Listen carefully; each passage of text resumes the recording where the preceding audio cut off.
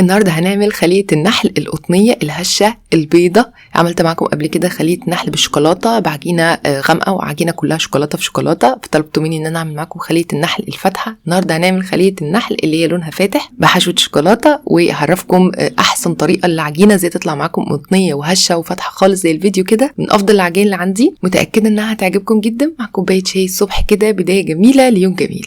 بس قبل ما نبتدي الفيديو، لو اول مرة تشوفوني انا اسمي نادية، ما تنسوش تشتركوا في القناة ولايك وشير لو عجبكم الفيديو.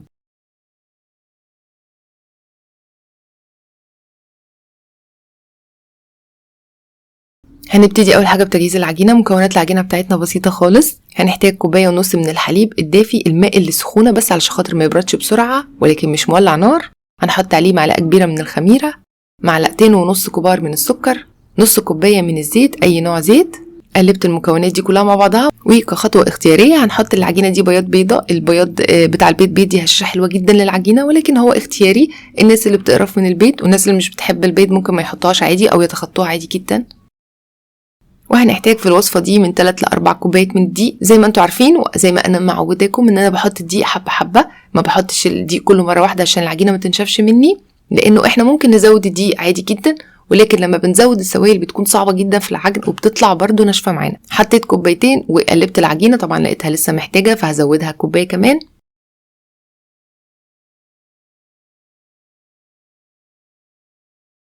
ودي افضل طريقه علشان خاطر المعجنات ما تفشلش معاكم. هنحط يعني رشه من الملح، وكخطوه اختياريه برضو ممكن نزود على العجينه دي حليب بودره او لبن بودره. حطيت 3 معالق كبيره من اللبن البودره، وده يعني بيكون في المعجنات اللي هي المسكره او اللي هي اللي بنحب ندلع بيها نفسنا، وبرضو هو اختياري فعادي جدا مش لازم تحطوا لبن بودره. لو متوفر عندكم حطوا منه 3 معالق، لو حتى ما فيش مثلا غير معلقه او معلقتين حطوا اي حاجه من الحاجات دي.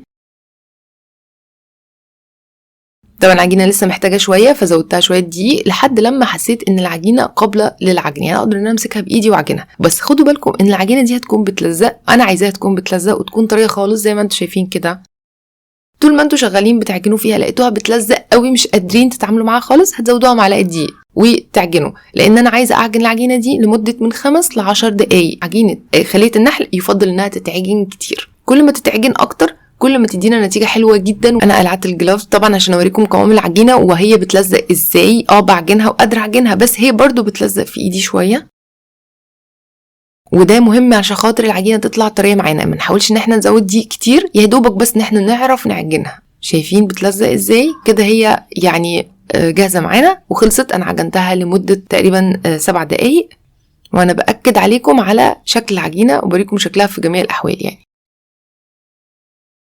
هنغطيها ونسيبها علشان خاطر تخمر لحد لما يتضاعف حجمها في مكان دافي، ويفضل يكون مظلم يعني مفيش فيه اضاءه كتير. هتاخد لها تقريبا ساعه ويمكن اقل ويمكن اكتر، المهم ان هي تتضاعف حجمها.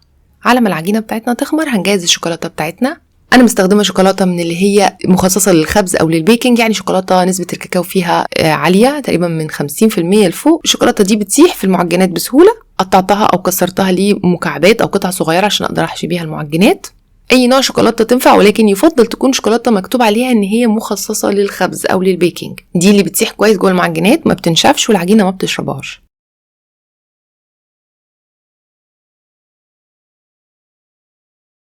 العجينه خمرت معايا وتضاعف حجمها. هنطلع الهواء منها، وطبعا بما ان هي عجينه بتلزق هنفردها على سطح مرشوش بالدقيق وهنديها رشه دقيق من فوق. فردتها على شكل اسطواني وبعد كده قسمتها ل 15 قطعه تقريبا. انا عاوزه القطعه تبقى كبيره، لو انتوا عايزينها تبقى صغيره ممكن تقسموها ل 20 قطعه.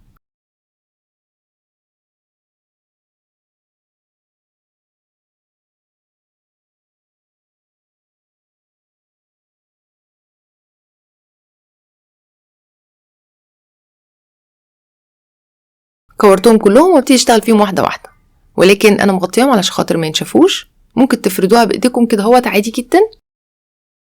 تحطوا جواها حشوه شوكولاته يعني 2 أو 3 بالكتير لو انتم عايزين الحشوه تبقى غنيه او مليانه قوي شوكولاته من جوه، وتقفلوها بايديكم كده هوت من فوق وخلاص. وممكن تفردوها بالنشابه او برولينج بين، تحطوا جواها الشوكولاته وتقفلوها كده هوت زي ما انا عملت. يعني شوفوا الطريقه الاسهل ليكم، انا عن نفسي هفردها بايدي كده على طول.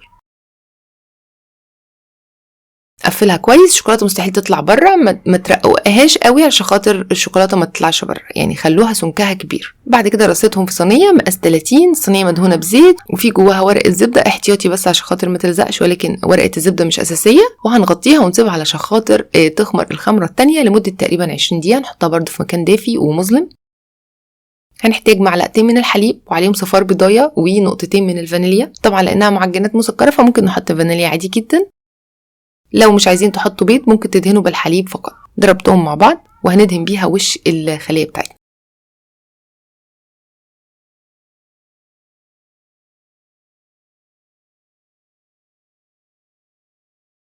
هندخلها الفرن على درجة حرارة 190. الفرن متسخن من قبل كده في نص الفرن على الشبكة لمدة تقريبا 20 دقيقة أو لحد لما تاخد لون من فوق.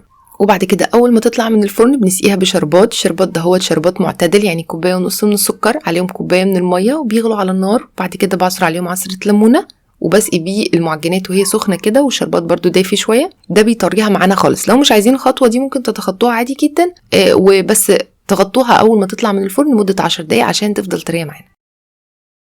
شايفين طرية وجميلة ازاي؟ هشة وقطنية ولونها فاتح وطعمها مش عايزه اقول لكم يعني العجينه نفسها طعمها حلو. طبعا الشربات اللي سقينا بيه العجينه ده يعني ده طعم تاني ونقلها في حته كده رهيبه.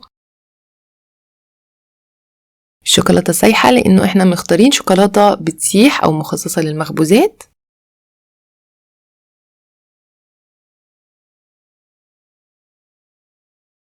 من اجمل الوصفات اللي انا عن نفسي بحبها قوي. انا متاكده انها هتعجبكم جدا، متاكده ان انتوا هتجربوها بعد الفيديو. وبس كده، اتمنى ان الفيديو يكون عجبكم. ما تنسوش تجربوا الوصفات اللي يريكوا فيها. نزلوا تطبيقاتكم على الجروب بتاعي على الفيسبوك، واشوفكم ان شاء الله المره الجايه فيديو جديد.